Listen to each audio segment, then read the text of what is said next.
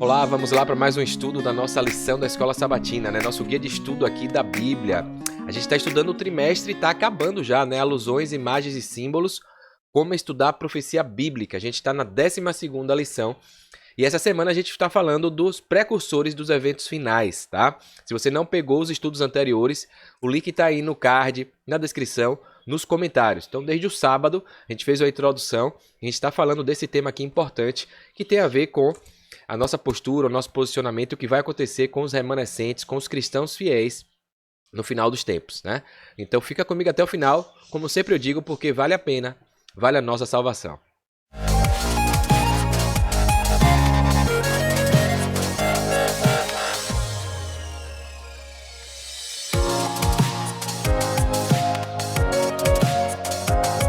Bem, vamos lá então, né? Compartilhando a telinha aqui com você, os slides para ficar visualmente melhor.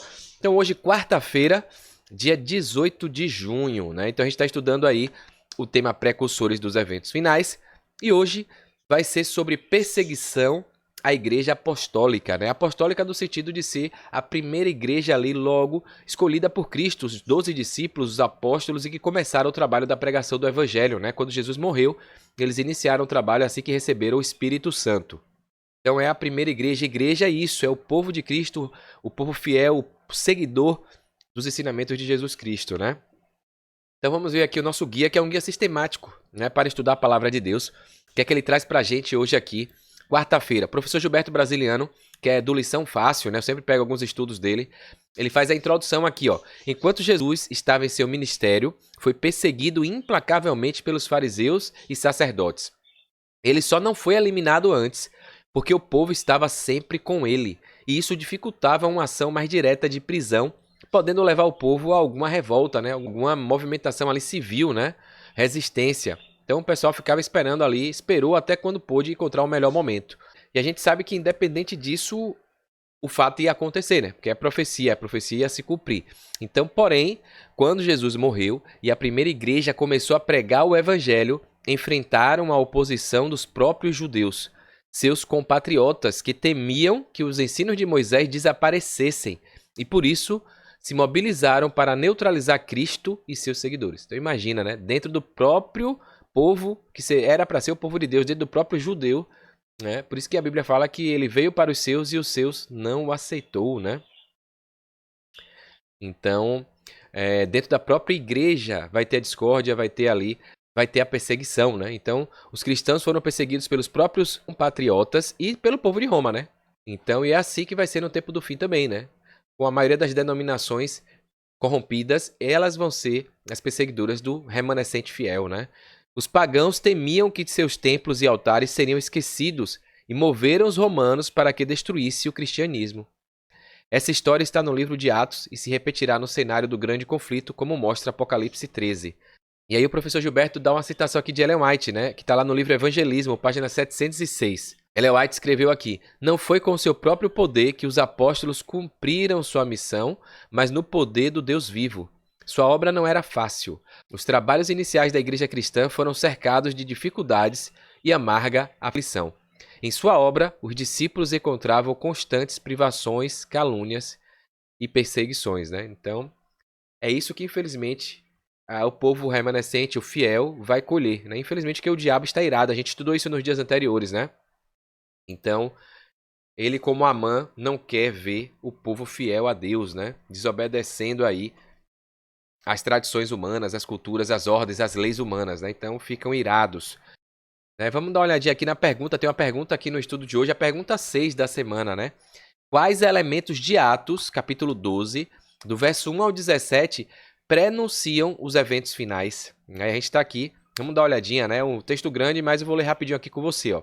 Atos, capítulo 12, antes dos 2 pontos, né? Um número grande na Bíblia. Depois dos 2 pontos é o verso de 1, o hífen é o tracinho, é do 1 até o 17, tá bom? Então vamos lá. Nessa ocasião, o rei Herodes prendeu alguns que pertenciam à igreja, ou seja, o seguidor de Cristo, né? Com a intenção de maltratá-los. Então veja aqui, né? Ao longo da história, a Bíblia sempre mostrando consequências para quem é fiel com Cristo, né? Verso 2, e mandou matar a espada Tiago, irmão de João. Vendo que isso agradava aos judeus, olha isso aqui, os judeus ali, os fariseus, os líderes ali que estavam, né, indignados com Jesus, que tinham distorcido tudo, né, sendo legalistas e seguindo as tradições próprias dos seus devaneios do que o que Jesus veio mostrar, que ele veio cumprir a lei, veio mostrar o que era para o distanciamento que eles tinham criado, né? Eles aí se agradaram a ver os discípulos de Cristo sendo mortos, né? Prosseguiu prendendo também Pedro durante a festa dos pães sem fermento. Tendo-o prendido, lançou-o na cárcere, entregando-o para ser guardado por 4 escoltas de 4 soldados cada uma. Então, 16 soldados revezando de 4 em 4, né? Herodes pretendia submetê-lo a julgamento público depois da Páscoa. Pedro então ficou detido na prisão, mas a igreja orava intensamente a Deus por ele. A gente vai ver um pouquinho disso aqui, né? Dessa experiência que a gente pode tirar dessa situação de Pedro preso, a igreja orando e depois o que acontece aqui que a gente vai ver, né? Na noite anterior ao dia que Herodes iria submetê-lo ao julgamento, Pedro estava dormindo entre 2 soldados, preso com 2 algemas e sentinelas montavam guarda à entrada do cárcere. Repentinamente, apareceu um anjo do Senhor e uma luz brilhou na cela. Ele tocou no lado de Pedro e o acordou. O anjo falou, né? Depressa, levante-se, disse ele. Então, as algemas caíram dos punhos de Pedro. O anjo lhe disse, vista-se e calce as sandálias. E Pedro assim fez. Disse-lhe ainda o anjo, ponha a capa e siga-me. E saindo Pedro, o seguiu, não sabendo que era real o que estava fazendo por meio do anjo. Tudo lhe parecia uma visão, né? Então Pedro ali nem entendeu que estava se tratando da realidade. Ele pensou que estava num sonho, né? Estava viajando ali, tendo a visão. Mas era a realidade.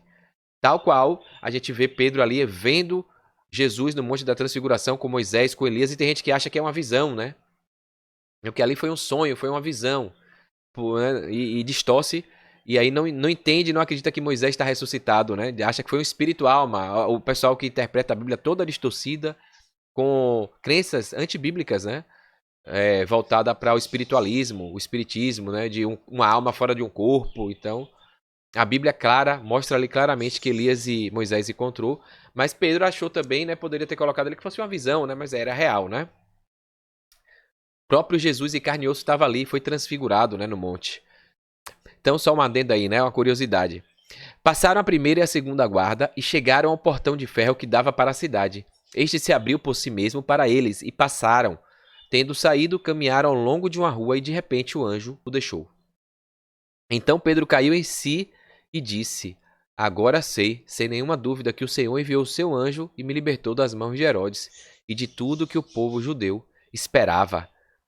Percebendo isso, ele se dirigiu à casa de Maria, mãe de João, também chamado Marcos, né, que é o apóstolo João Marcos, né, onde muita gente se havia reunido e estava orando. Está falando aqui de Marcos, né, na verdade, né? Agora vê o que acontece, né? Um relato aqui, ó. Pedro bateu a porta do alpendre e uma serva chamada Rode veio atender. Ao reconhecer a voz de Pedro, tomada de alegria, ela correu de volta, sem abrir a porta, e exclamou, Pedro está à porta. Não, ela nem abriu, né? Agonia, euforia. Meu Deus, Pedro está à porta. Né? Surpresa, né? Estupefada. Eles, porém, lhe redisseram. E aí olha o que a galera falou, a galera que estava orando, né? Eles, porém, lhe disseram, você está fora de si, mulher.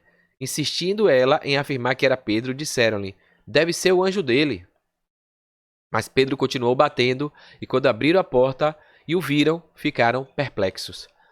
Mas ele, fazendo-lhe sinal para que se calassem, descreveu como o Senhor o havia tirado da prisão e disse, conte isso a Tiago e aos irmãos. Então saiu e foi para outro lugar. Né? Forte aí, né? Então, respondendo aqui a pergunta elaborada que o professor Gilberto, né, muda para a gente entender melhor como a prisão de Pedro nos fala a respeito dos eventos do tempo do fim. E aqui embaixo está a explicação aqui, ó. Respondendo, os primeiros cristãos foram perseguidos por serem leais a Cristo. Alguns foram mortos e outros libertos miraculosamente por Deus. Então a gente vê que uns são libertos, né, têm um livramento, são salvos, mas outros, pelo desígnio de Deus, acabam descansando, né? E isso se repetirá no tempo do fim, quando as hostes do mal decretarem obrigação para adorar a Deus num falso dia, né? Então estamos estudando tudo aqui para a gente não ser pego de surpresa, né?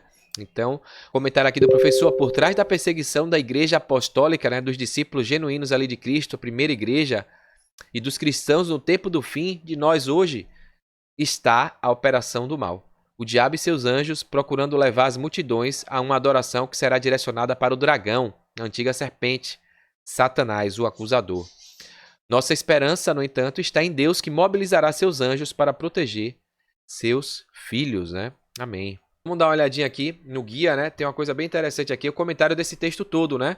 Tiago havia sido decapitado e Pedro seria o próximo, né? Os cristãos enfrentaram pena de morte. Um dos aspectos notáveis da história é que Pedro estava dormindo naquela noite terrível em sua vida. Então, ele foi preso, ia ser julgado e ia ser sentenciado, porque Tiago tinha acabado de morrer, né? E ele estava dormindo, né? Olha o exemplo que fica aqui, né? Fundo moral, mesmo em tribulação, quando a gente está com Cristo, a gente encontra a paz, né? A verdadeira paz. Fica tranquilo, né? Porque o Senhor, como os 3 jovens ali, Sadraque, Mesaque e Abednego, que a gente estudou, ficaram em pé, em silêncio, e falou pro rei, ó rei, nosso Deus, se quiser livrar a gente, ele vai livrar. Mas se ele não quiser, a gente vai morrer, mas não vai fazer o que você está pedindo, a gente não vai te adorar, né? Então ficaram tranquilos, seguros, firmes. E mesmo em meio à tempestade ali, Pedro estava de boa, dormindo, né? O anjo teve que tocar do lado dele para poder acordá-lo, né? Olha a confiança que ele tinha, né? Por isso que a morte do cristão é lucro, né? Pedro foi liberto miraculosamente e se dirigiu a uma reunião de crentes que tiveram dificuldade em acreditar que ele realmente havia sido libertado, embora estivesse orando por isso. Olha o que o autor da lição fala, né? Olha, enquanto tu está tranquilo, cheio de fé e confiança, isso por causa da experiência da jornada cristã. Pedro tinha negado a Cristo, então ele viu ali, quando ele olha para Cristo, ele entende tudo e fala, que porcaria eu fiz, né? Quem sou eu? E aí ele volta revigorado, fortificado, ao ponto de ficar dormindo aqui dessa vez. Foi lapidado. Mas a gente vê nos outros aquele hábito, aquela experiência ali imatura ainda, que Pedro talvez tivera no passado, né? Orando, pedindo a Deus para interceder e não acredita no que está vendo, né? Ou seja, não é Pedro não. Você tá louca? Deve ser o anjo dele. Então, tiveram resistência para acreditar, né, no resultado da oração. Então, a Bíblia fala que aquele que ora sem fé, não adianta, né? Não vai ganhar. Tem que chamar a existência o que não existe como se já existisse, né? Então, homens de pouca fé, né? Que nos faz pensar com que frequência oramos e mal ousamos acreditar que Deus realmente nos responderá. Então, fica essa lição aqui, desse registro no livro de Atos, né? Então, ore com fé, com confiança, sentindo que você vai ser abençoado. Se não for, paciência, não foi desígnio de Deus. Mas você orar, pensando que não vai ser, e ainda quando chega a bênção você não reconhece e acha, não, tá bom demais para ser verdade. Peraí, né? Não dá para ser assim, né? A gente tem que acreditar, ainda que a gente não consiga, né? Mas a fé é a crença, né? A confiança naquilo do que a gente ainda não vê, do que a gente ainda não tem, e é um dom que vem de Deus. Então vamos pedir a Deus força para isso, né? Mesmo que uns sejam livrados e outros não. Mesmo que uns alcancem a bênção e outros não, né? Porque Deus sabe o que é melhor, né? E mesmo que Deus livre de algumas situações, a gente, enquanto Jesus não voltar nesse mundo, vai chegar uma hora que a gente vai passar pela morte, né? Até Pedro, embora liberto naquela ocasião, acabou morrendo, mas sem negar a sua fé. O próprio Jesus chegou a lhe dizer como isso iria acontecer. Está lá em João 21, verso 18 e 19, né? Em verdade, lhe digo que quando era mais moço, você se cingia e andava por onde queria. Mas, quando você for velho, estenderá as mãos, e outro o cingirá e o levará para onde você não quer ir. Jesus disse isso para significar com que tipo de morte Pedro havia de glorificar a Deus. Depois de falar assim, Jesus acrescentou, então siga-me, né?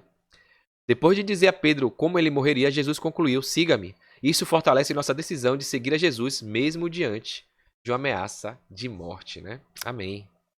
Finalizando aqui, como sempre, o aprendizado de Ellen White pra gente. Deixa eu pegar aqui o escrito dela aqui, no comentário, né? Ellen White aqui coloca a importância da oração intercessória, né? Da fé também, das pessoas, né? Ela coloca aqui, ó, o dia para a execução de Pedro foi por fim marcado. Contudo, as orações dos crentes continuamente subiam ao céu. Deixando claro que quando a gente pede com fervor, né? Deus ouve, né? Enquanto todas as suas heresias e solidariedade eram manifestadas em favorosos apelos, anjos de Deus estavam guardando o apóstolo prisioneiro. Os limites humanos são a oportunidade de Deus. E aí ela coloca aqui que na situação que estava ali, conforme Herodes fez, estava excluída qualquer possibilidade de livramento ou de escape por métodos humanos, por meios humanos. Era impossível, né? Só que ela fala aqui que o apóstolo não se intimidou com aquela situação. Desde seu restabelecimento após negar Cristo, ele tinha encarado corajosamente o perigo e manifestado nobreza e ousadia em pregar o Salvador crucificado, que ressuscitou e subiu ao céu. ele acreditava ter chegado o tempo e que devia depor sua vida por amor a Cristo, né? Amém, né? E aqui ela coloca aqui, finalizando, faz parte da obra dos anjos proteger os que são provados, atender aos sofredores e tentados. Eles trabalham incansavelmente em favor daqueles por quem Cristo morreu. Quando os pecadores aceitam entregar-se ao Salvador, os anjos levam as novas ao céu e há grande regozijo entre as hostes celestiais. Por isso que está lá em Lucas 15:7 que haverá mais alegria no céu por um pecador que se arrepende do que por 99 justos que não necessitam de arrependimento, né? O registro é levado ao céu de todo esforço bem-sucedido da nossa parte para dissipar as trevas e propagar o conhecimento de Cristo. Quando essa ação é relatada diante do Pai, a alegria emociona toda a multidão celestial. Amém, né? Que a gente possa ser testemunhas vivas de Cristo, né? E que a gente possa ser firmes e fortes, levar a mensagem e mesmo em tribulação, em prisões, em perseguições e até ameaças de morte, a gente possa defender os princípios e valores que Jesus veio nos dar exemplo aqui e nos fala para seguirmos. Porque está escrito que mesmo que a gente morra, a gente viverá, né? A gente está estudando aqui esses textos, vários textos que demonstram a importância da gente ficar firme e forte, né? Ter esperança, mesmo em meio à tribulação, ter coragem, mesmo com os fatos que vão acontecer. A gente está vendo aí guerras, rumores de guerras, atentados, destruições naturais, os sinais das profecias se cumprindo com intensidade e a gente precisa estar firme e forte, preparado, esperançoso e não desesperado, tá bom? Então, essa é a mensagem que a lição está trazendo para a gente no dia de hoje. Então, que você possa tomar posse dessa firmeza, dessa fé, dessa convicção e levar essa mensagem para outros, tá bom? Então, aguardo você no próximo estudo, mas antes, lembre de curtir, comentar aqui, se inscrever no canal, clicar no sininho, porque fazendo isso você ajuda a levar esse conteúdo para outras pessoas e também vai fazer você receber avisos e notificações dos vídeos que eu ficar postando aqui no canal, tá bom? Então, eu espero você, não custa nada, é coisa rápida aí e vai ajudar o canal, vai ajudar você a levar essa mensagem para outros, sendo um missionário, duplicador, né, um pregador da palavra de Deus, no conforto da sua casa, com o celular, com um clique aí no seu computador e vai ajudar você a receber aviso sempre que eu postar um vídeo novo, tá bom? Então, aguardo você amanhã no próximo estudo. Um forte abraço, sucesso e fique com Deus.